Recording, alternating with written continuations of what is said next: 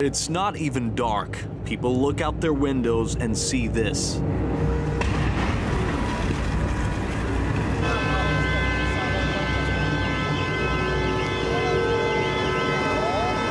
The first train of thought, locals are just completely baffled and can't squeeze out a word.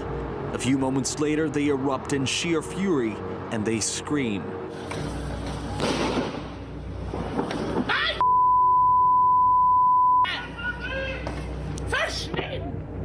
Their next thought, is it even safe to leave their homes now? The hooded thugs smash, blow up and burn, mostly cars. They know what they're doing, they know how to do it, they are a team. In the last few days, there were almost identical scenes everywhere you see a flame icon. Swedish media say at least about 100 cars are now burnt out pieces of metal. Police have made a number of arrests, but basically the country's still in the dark about who's behind the menace. Jag bara sa, vad sa vi är på väg? Nej, helt otroligt. Det är tråkigt. In about 3 weeks, Swedes will be voting for their new parliament. Well, now politicians there have more things to worry about than stuff like their election promos. The question has to be asked to those people. What the heck were you doing? Who do you think you are? You destroyed the whole area for the neighbors, for the children on their way to preschool who have to see burnt-out cars. But of course there must be a hard response from society. Somewhat strong words, but not as emotional as society, which clearly wants the ones in charge to get it sorted.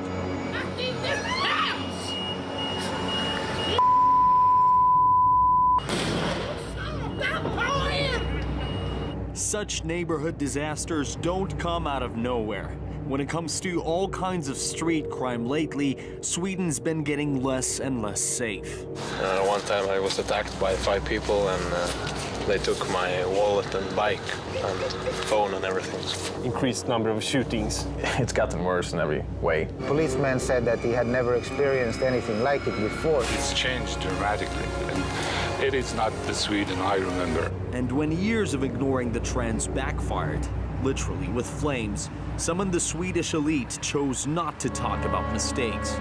Rather, they came up with conspiracies, or in other words, pointed the finger at right-wing extremists, some quote-unquote dark forces. They want the elections to be about arsons. They want to fuel disgust and fear. I hope the whole thing is not orchestrated by the dark forces that threaten our democracy and our independence. Last night's events, with 1 month left before the election, were well organized. Would not surprise me if the extreme right were involved in some way. A false flag by the extreme right version is popular among some journalists, too. Sweden Democrats, sympathizers, are running around in the suburbs, burning cars in a coordinated action to direct criticism at the suburbs' population in the hope of favoring SD. To make sure Sweden can dodge any Russian efforts to screw up its election, Stockholm has even splashed out on the media so that they could wipe out the never-ending fake news. That was only to be hit by a wave of homegrown conspiracies before the police had at least something solid for the public. Ilya Petrenko, RT. Swedish police note that similar attacks have happened in several Swedish towns in previous years, but on a far smaller scale. And we spoke to Swedish Democratic MP Kent Ekeroth, whose party has sparked controversy over its anti-immigration stance.